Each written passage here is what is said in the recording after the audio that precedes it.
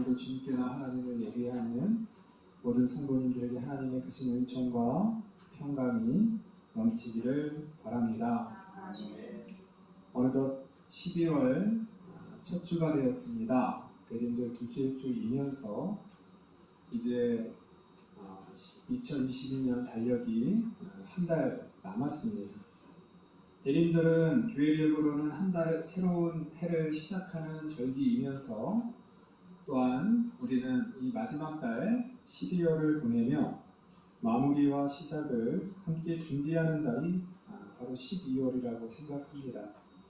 축구로 따지면은 이제 후반전이 거의 다 끝나갈 한 10분 정도 남겨놓은 시간이 아닐까 해요. 요즘 월드컵이 지금 열리고 있는데요. 지난주에 우리 태국의 전사들이 세 번째 조별 예선을 해서 그 강호라고 하는 포르투갈을 2대1로 이겨서 극적으로 16강에 진출했습니다. 12년 만에 진출했지요. 온 국민들이 그걸 지켜보면서 이건 마치 드라마 같다. 우리가 이겨서 되는 것도 아니고요. 이기고 나서 우루과이가 가나를 또 이겨줘야 되는 거예요. 또 너무 많이 이기면 안 되고 한 1대0이나 2대0만 이겨야 돼요. 그것이 맞아떨어져 갖고 16강에 진출했습니다. 그 마지막으로 그 후반전 시간이 다 끝나고 이제 얼마 남지 않았어요. 2분인가 3분밖에 안 남았어요. 손흥민 선수가 혼자 그 80m를 이렇게 달려가요. 그러니까 상대편 선수들이 한 7명인가요? 6명인가요? 그걸 몰려드는 거예요. 큰일 난 거거든요. 손흥민 선수가 아니까. 그 절묘하게 그 상대편 가랭이 사이로 패스를 해서 또 오는 황희찬 선수가 그걸 아주 정확하게 골에 넣었어요. 정말 많이 부진했거든요. 손흥민 선수.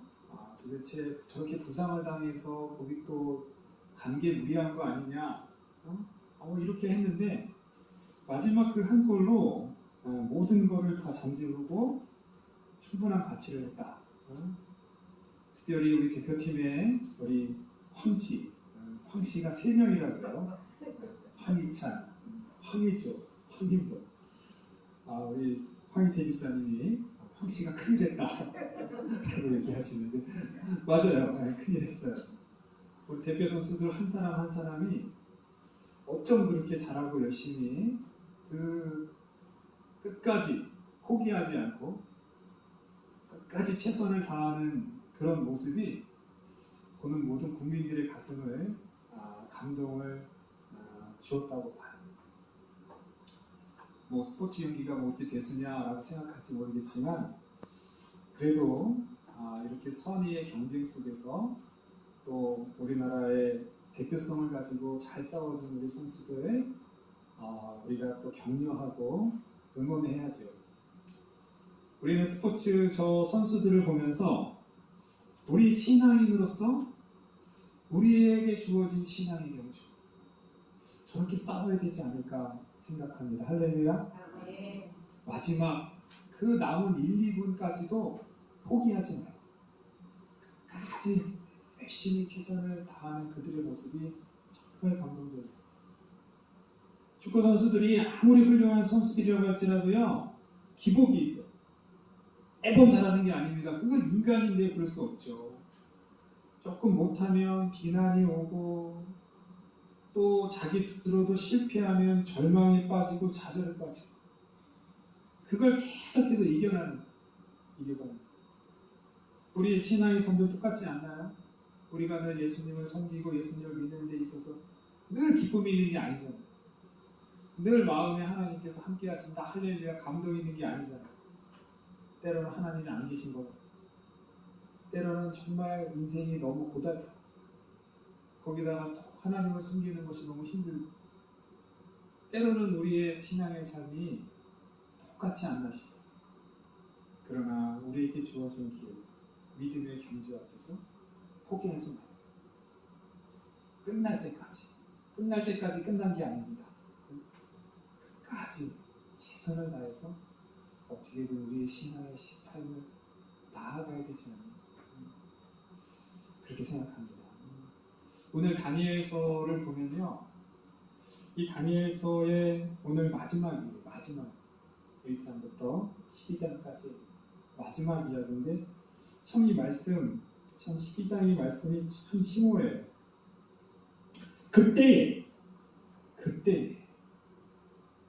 그때가 어떤 때냐면요, 사실 11장 40절이에요. 11장 40절을 보면 마지막 때에 남방왕과 그와 힘을 겨룰 것이나 북방왕이 병거와 마병과 많은 배로 해오리처럼 그에게로 마주와서 그 여러 나라들을 침공하여 물이 넘친같이 침공하여 다니엘이 환상을 보았는데요, 남쪽에 있는 왕과 북쪽의 왕이 싸워요. 그게 마지막 때라 그러고 그때 그 전쟁의 때에 내 민족을 호위하는 큰 군주 미가엘이 일어날 것이다. 여기 미가엘은 군주는 천사입니다. 천사. 하늘의 천사예요. 천사가 일어난다는 거예요. 또 환란이 있을 것이다. 이는 개국 이래로 그때까지 없던 환란일 것이니 그때 내 백성 중 책에 기록된 모든 자가 구원을 받을 것이다. 큰 군주 미가엘이 일어나서 환란이 있는데 그 중에서 책에 기록된 그 사람들이 구원을 받는다. 마지막 심판 장면의 그런 장면을 보여줍니다. 2절은 더 놀라워요. 땅의 티끌 가운데 자는 자 중에서 많은 사람이 깨어나 영생을 받는 자도 있겠고 수치를 당하여서 영원히 부끄러움을 당하던 자도 있을 것이다. 땅의 티끌 가운데 이미 사람이 죽으면 흙으로 이미 티끌이 된 거예요. 그 티끌 가운데 이미 사람이 다 죽은 가운데 그들 가운데 다시 깨어난다. 부활이죠. 부활이 되어서 어떤 사람은 영생을 받는 자, 어떤 사람은 영원히 부끄러움을 당할 수다도 있을 것이다. 구약 성경에서 이렇게 부활에 대한 이야기를 이야기하는 장 흔치 않아요. 많지 않습니다. 이렇게 부활에 대해서 이야기하고 어떤 천상의 세계를 이렇게 얘기하는 어떤 그런 특별한 말씀들이 있는데 그 중에 하나가 바로 이 다니엘서 12장 2절이에요. 지혜 있는 자는 궁창의 빛과 같이 빛날 것이요 많은 사람을 옳은 대로 돌아오게 한 자는 별과 같이 영원토록 빛나리라. 지혜 있는 자 궁창의 빛과 같이 빛날 것이다. 오늘 특별히 지혜 있는 자는 빛과 같이 빛날 것이다. 옳은 대로 돌아오게 한 사람, 다 지혜 있는 사람. 지혜 있는 사람에 대해서 왜 다니엘은 마지막에 이렇게 지혜 있는 자라고 얘기했을까? 그 신앙을 지킨 자, 믿음 안에서 굳게 선 자라고 말하지 않고 지혜 있는 자라고 이야기를 해요. 사실 다니엘은요, 지혜를 굉장히 강조하는 말씀입니다. 지혜가 그 처음부터요, 이 지혜에 대한 이야기를 아주 중요하게 생각합니다. 다니엘의 세 친구들, 그들은 어린 시절, 소년 시절에 바벨론으로 끌려왔어요. 왜 끌고 왔습니까? 바벨론의 학문을 가르치는 거예요. 바벨론의 학문과 바벨론의 모든 제도 이런 거를 해서 어떤 나라의 그 제도나 어떤 법이라든가 이런 통치를 하려는 지도자를 세우는 거예요. 그리고 또 다른 속국의 그 나라들을 또 파견해서 다스리게 하려고 다니엘과 세 친구를 뽑은 거예요. 다니엘과 세 친구, 그들은 하나님을 뜻을 정했다. 자신들이 비록 이름도 빼앗기고 나라도 빼앗겼지만 자신들이 먹는 음식만큼은 스스로 결정하겠다. 한참 자라나는 그 청소년 다니엘 세 친구가 더 이상 왕이 주는 아주 맛있는 음식들 먹지 않고 차라리 채식을 하겠다. 뜻을 정했거든요. 굉장히 결단한 거죠. 그랬더니요, 하나님께서 다니엘과 그 세 친구에게 지혜를 주셨더라. 지혜를 주셨다. 모든 서적을 깨달을 수 있는 학문을 주셨다. 다니엘은 그 애굽의 어떤 술객이나 박수들 그들보다 10배나 더 지혜가 많았다 이렇게 얘기해요. 거기에 나와 있는 박수들, 술객들 그냥 우리가 생각하는 그런 무당들이 아니에요. 그들은 지혜자입니다. 지혜로 어떤 이 천문학을 연구하고 지혜로 세상의 것을 학문들을 배워서 그걸로 이렇게 점을 치는 사람들인 거예요. 그들보다 훨씬 더 뛰어난 지혜를 가진 자들이 바로 다니엘과 세 친구들이었다. 참된 지혜는 잠언에서 말씀합니다. 여호와를 무엇하는 것이라고요? 여호와를 경외하는 것이 지혜의 근본. 참된 지혜가 무엇인가? 바로 다니엘과 그 세 친구처럼 하나님을 경외하는 거예요. 하나님을 내가 섬기겠습니다. 내가 비록 이국 땅에서 이렇게 포로의 신세로 있지만 내가 하나님 외에는 어떤 금신상 앞에서도 절하지 않겠습니다. 풀무불에 들어갈지라도 내가 절하지 않겠습니다. 하나님의 경외입니다. 다니엘은 하나님께 기도하는 것 한 달만 쉬어라라고 했는데 아닙니다. 내가 하나님을 기도하고 하나님께 예배하는 것 내가 사자굴에 들어간다 할지라도 멈추지 않겠습니다. 이것이 바로 다니엘의 지혜였다는 거지. 다니엘 세 친구의 지혜였다는 거죠. 그것은 세상의 어떤 것보다도 하나님을 먼저 예배하고 하나님을 먼저 섬기는 거죠. 다니엘서 1장부터 6장까지 그리고 7장부터 12장의 내용이 달라요. 1장부터 6장은 다니엘이 왕들의 꿈을 다니엘이 해석해 줍니다. 앞날에 대한 이야기를 다니엘이 설명해 줘요. 근데 7장부터는 다니엘이 자기가 환상을 보는데 자기가 환상을 해석을 못해요. 천사들이 와서 해석을 해요. 그렇게 영웅적이고 그렇게 뛰어났던 다니엘이 7장부터 보면 다니엘이 너무 평범해요. 그 환상과 꿈을 보고서 다니엘이 시름시름 알아요. 근심과 번민에 차 있어요. 1장부터 6장에서 다니엘이 근심했다, 번민했다 이런 약한 모습 없어요. 다니엘은 늘 용감했고 오히려 제국의 왕이 벌벌벌 떠는데 그거를 다니엘이 다 해석해 주면서 용감한 모습을 보여요. 7장부터는 아니에요. 다니엘이 이 환상 한번 보면은 막 몸살이 나고 근심하고 번민하고 어쩔 줄을 몰라서 초조해요.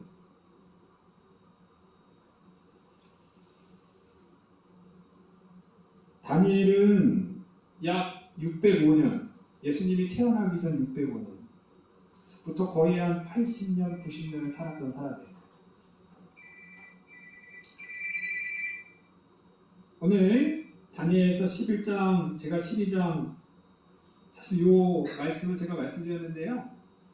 다니엘이 본 환상은 북방왕과 남방왕이 큰 전쟁을 벌인다.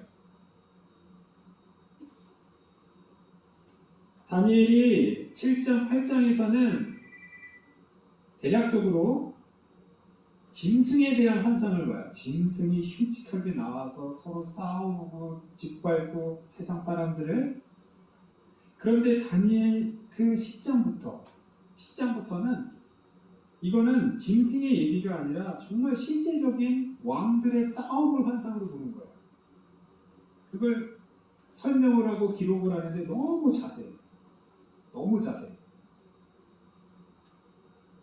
심지어 어떤 정략적으로 그 공주를 주고 서로 또 결혼을 하고 화친을 했다가 다시 또 이렇게 싸움을 하는 그런 모든 과정들이 너무 상세해요. 이 이야기는 다니엘이 그 시대로부터 약 350년, 예수님 태어나기 전에 약 160년, 이때에 실제로 발생하게 됩니다. 다니엘이 예언한 것이 아주 그대로 일어나요. 그리스 제국의 두 명의 부하 장수, 시리아를 비롯한 예루살렘의 북조각, 셀류시드라고 하는 그런 나라가 있어요. 그리고 예루살렘으로부터 남조각, 프톨레미라고 하는 이집트를 다스렸던 제국이 있어요. 왕이 있어요. 다 이 그리스의 이 부하들이 나눠 가진 땅들. 서로 싸우는. 특히 프톨레미라는 이 남조왕은 좀 관대했어요. 그때 예루살렘을 남조왕이 점령했는데 그들의 종교에 대해서 관대했어요. 근데 이 북방왕은 그렇지가 않아요. 북방왕은 자신들이 점령하는 나라들을 다 그리스의 제국과 그리스의 신과 그리스의 문화를 철저하게 섬기도록 해요. 그러니까 이 북방왕이 남방왕을 오늘 물리친 다음에 이 예루살렘을 점령을 하면서 예루살렘을 그리스 제국의 신상을 거기다 세워놓고 그리스의 문화와 그리스의 모든 것을 강제적으로 따르게 해요. 그러니까 개국 이래로 이런 환란이 없었을 정도로 이스라엘의 역사 가운데 이렇게 끔찍한 환란이 없을 정도로 정말 예루살렘에 비바람이 불어요. 많은 사람이 순교를 당하고 많은 사람들이 고통을 당하고 이렇게 그렇게 참 어려운 시기를 보낸다는 거예요.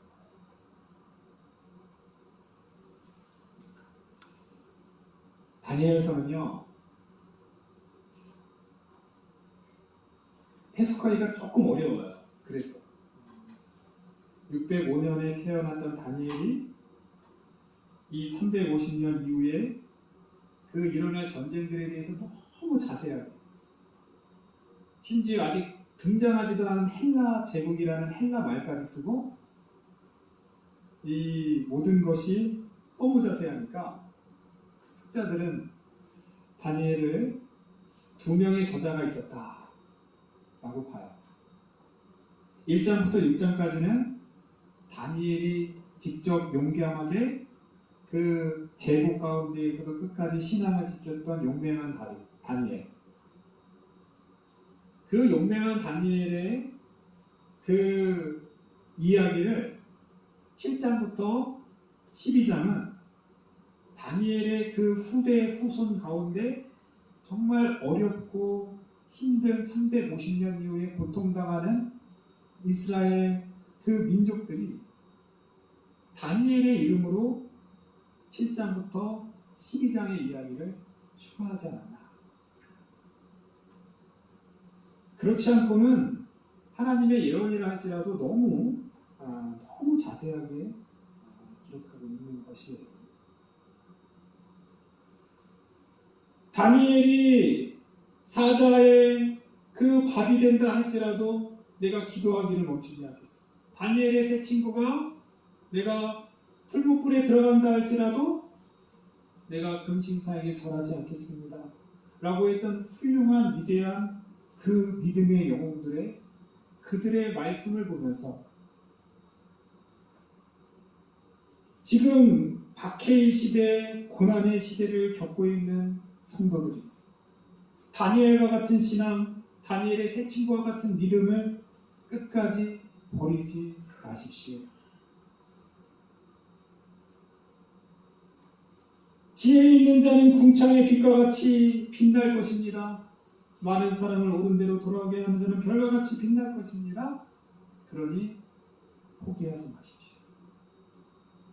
너무나 힘든 개국 이래로 없던 이런 환난 가운데 이제 곧 우리 하나님께서 우리를 영원한 영생의 길로 심지어 죽더라도 다시 우리를 부활시킬 것입니다. 그러니까 끝까지 포기하지 마십시오. 다니엘의 말씀은 바로 가장 힘들고 어려운 그 환난의 시기를 받는 성도들에게 위로가, 그들에게 끝까지 신앙을 포기하지 말고 가십시오 라고 하는 격려의 말씀이었다라는 것입니다. 그게 바로 지혜라는 거예요. 어려운 시기, 어려운 환난의 때에도 오직 하나님만을 붙들고 끝까지 포기하지 않는 신앙, 이게 진짜 지혜라는 것입니다. 우리 예수님은 지혜 있는 자의 빛, 가장 지혜로우신 분으로 이 세상에 오셨습니다. 예수님은 이미 말씀이셨고 그 말씀으로 세상의 모든 것이 다 지은 바 되었다라고 말씀합니다. 예수님은 이미 세상을 창조하신 분이세요. 그리고 그 지혜의 빛으로 이 세상에 오셨어요. 참빛 곧 세상에 와서 각 사람을 비추는 빛이 있었나니, 참빛입니다. 예수님은 참빛 곧 세상에 와서 우리에게 비추는 빛이지. 아기 예수님이 자라면서 누가복음 2장 40절 누가복음 기자는 이렇게 말해요. 아기가 자라며 강하여지고 지혜가 충만하며 하나님의 은혜가 그 위에 있더라. 할렐루야. 우리 예수님이 자라시면서 강하여지고 지혜가 충만하였다라고 말씀합니다. 우리 예수님은 자랄수록 더 하나님을 경외하고 하나님을 의지하고 하나님만을 섬기시는 지혜자였습니다. 예수님께서는 하나님께서 원하시는 하나님의 목적에 그 십자가의 길을 끝까지 피하지 않고 걸어가십니다. 그렇기 때문에 많은 사람들을 우리 예수님의 그 십자가의 보혈 가운데 구원하신 최고의 지혜자였다라는 것입니다. 사랑하는 성도님, 오늘은 대인절 둘째 주일입니다. 예수님은 지혜 있는 자의 빛으로 이 땅에 오셨습니다. 참된 지혜는 하나님을 경외하는 것입니다. 어떠한 환난과 역경과 이 세상에 고달픔이 있다 할지라도 끝까지 하나님을 경외하고 하나님에 대한 믿음을 포기하지 않고 달려가는 저와 여러분 되기를 간절히 축원합니다.